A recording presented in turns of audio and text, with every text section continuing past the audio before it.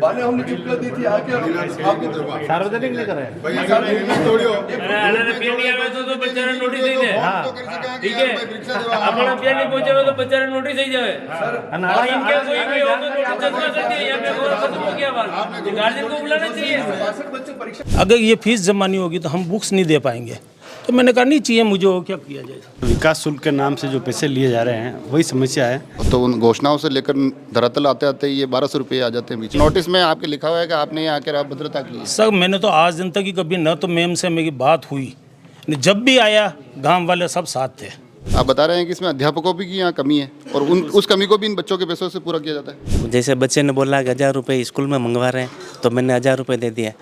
बोला किस लिए, तो बोल रहे विकास शुल्क के लिए, लेकिन रसीद नहीं दी मेरे को। आज हम खड़े हैं केलवा, और केलवा में एक एजुकेशन को लेकर बड़ा ही अच्छा नाम विवेकानंद मॉडल विद्यालय, उस विद्यालय में आए हुए हैं और यहाँ पर थोड़ी अनियमितताओं की जानकारी आने के बाद आए हैं। अभिभावकों की शिकायतें हैं, ग्रामीणों की शिकायतें हैं और शिकायतों का विषय तक भी आपको लाएंगे, विद्यालय प्रबंधन से भी बात करेंगे। उससे पहले एसएमसी के हम अध्यक्ष संपत जी हमारे साथ हैं। अभिभावक कह रहे हैं कि स्कूल में अनियमितता चल रही है, हमको पैसे मांगे जा रहे हैं, रसीद नहीं दी जा रही है। आप अध्यक्ष हैं, हालांकि आपका काम बताया जा रहा है कि अलग होता है, मगर फिर भी ये सभी चीज़ें भी आपके सामने आई क्या? जब इन्होंने 3 मार्च को मीटिंग की, मेरे को कॉल किया, मैं इमरजेंसी काम था, मैं आ नहीं सका। तो 1 फरवरी को पेरेंट्स ने बोला भाई फीस बढ़ा दी। मैंने कहा नहीं बढ़ाई, कि फीस बढ़ा दी, आपको पता ही नहीं, 1000 1200 1500 की। बात की इनसे तो यार ये आपका काम नहीं है। हाँ। ये एसडीएमसी का काम है। ये आपका काम नहीं है। हाँ, क्या एसडीएमसी का काम है। ऐसी कोई मीटिंग करने की कोशिश की थी कि आप सभी ग्रामीण आवे और ऐसा बैठ के बात तो करें एक बार?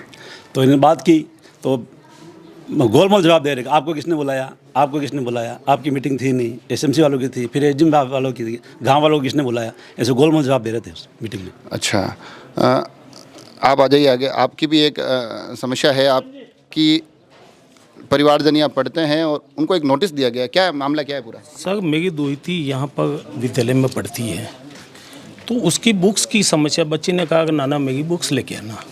उस बच्ची की स्थिति नहीं है मेरी बच्ची की कि वो फीस अदा कर सके, दोनों ही बेरोजगार है, पति पत्नी।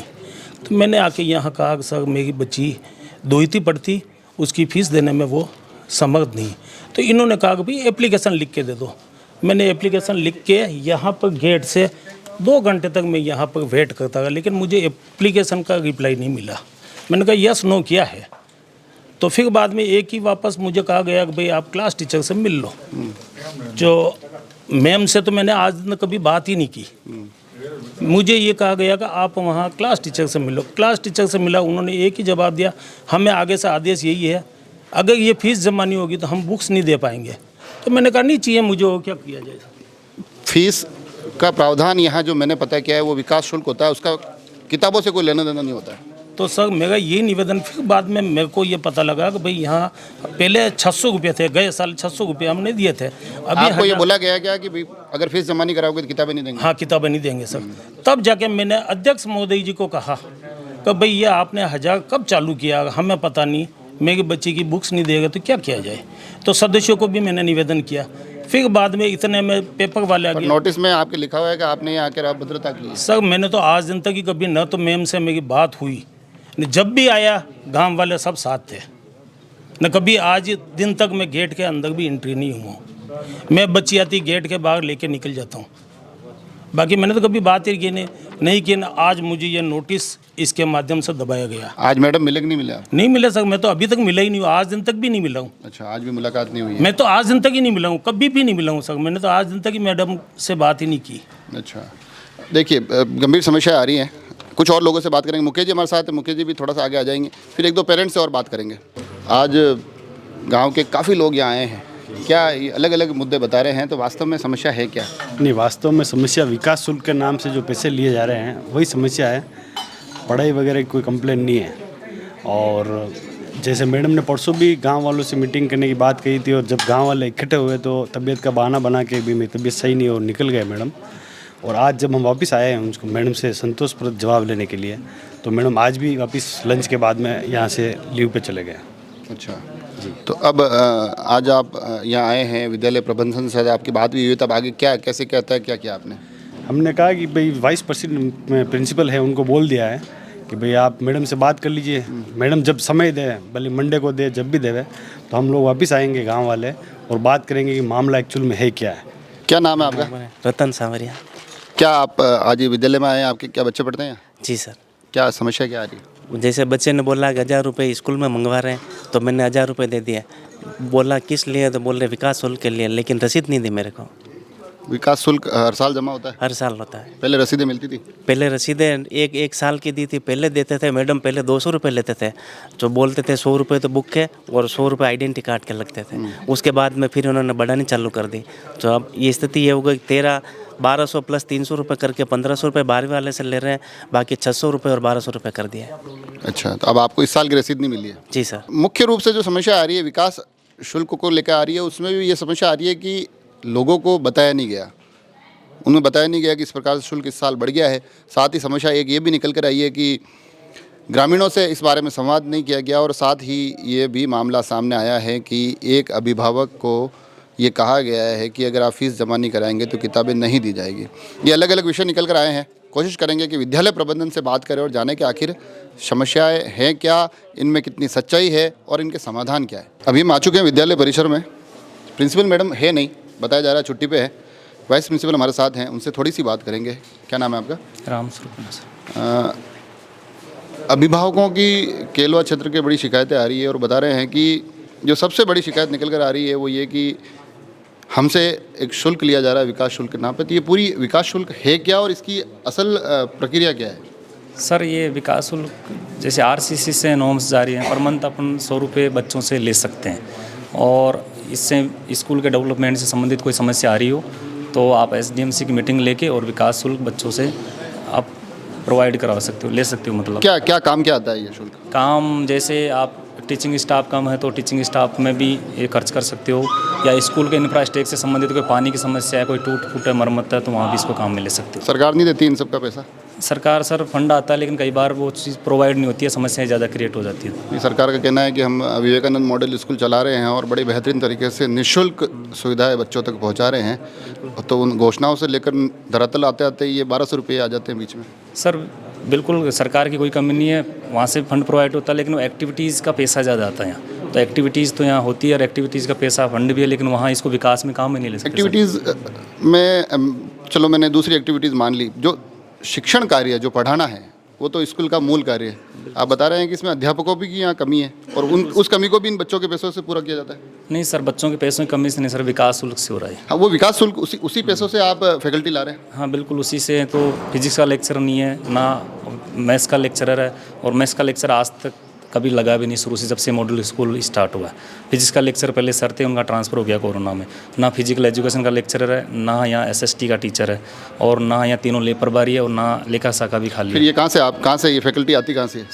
फैकल्टी जैसे आरसीसी इंटरव्यू लेती है तो उसके थ्रू आती है सर ये। तो अभी फिलहाल कोई इंटरव्यू नहीं है, अभी एक इंटरव्यू पेंडिंग। नहीं, अभी आप वैकल्पिक व्यवस्थाएं क्या है?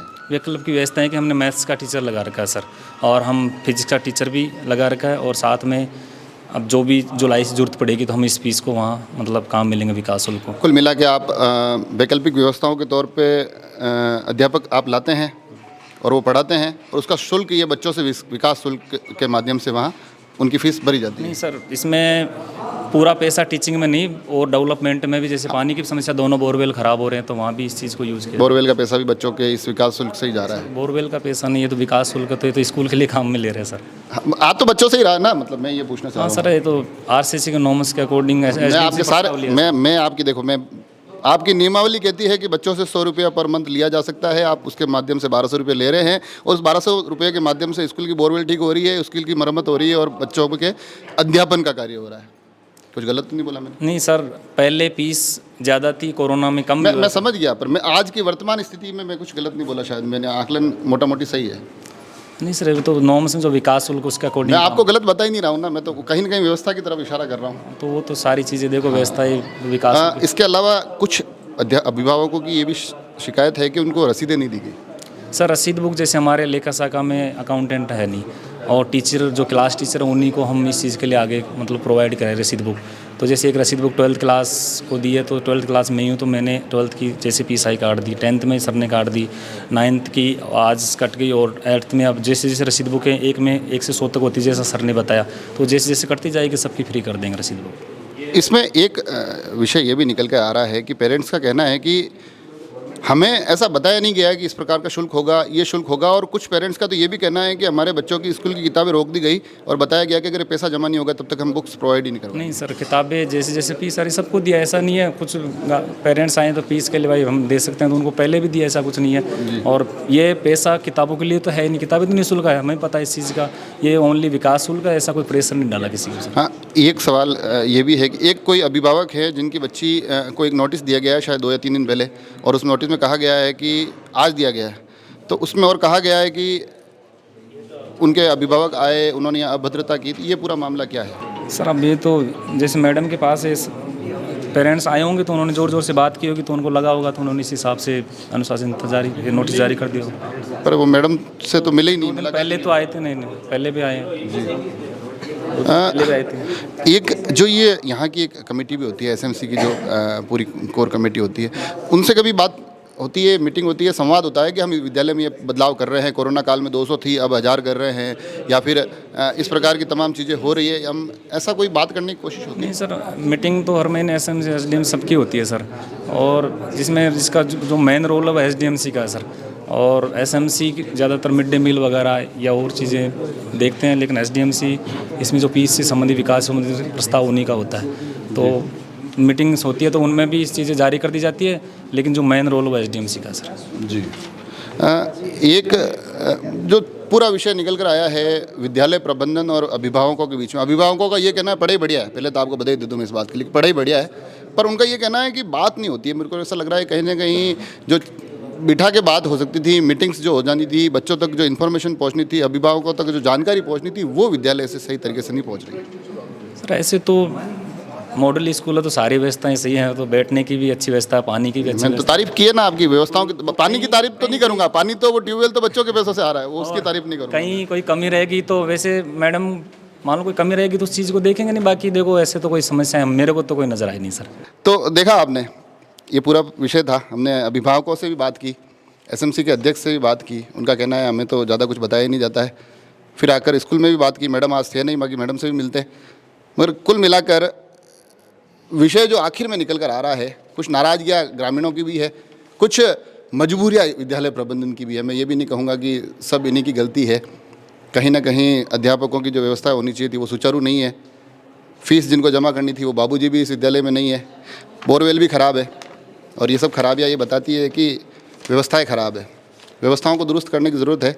और साथ ही मैडम से भी आग्रह इस एपिसोड के माध्यम से कि इन तमाम ग्रामीणों के साथ एक संवाद स्थापित हो, बिठाकर बात की जाए और उन बातों से एक ऐसा समाधान निकले कि ये जो मॉडल स्कूल है वो आगे आकर वास्तव में शिक्षा का बेहतरीन मॉडल बनकर उभरे, राजसमंद को इस पर गर्व हो। आप सभी लोग जुड़े रहे राजसमंद एक्सप्रेस से, धन्यवाद।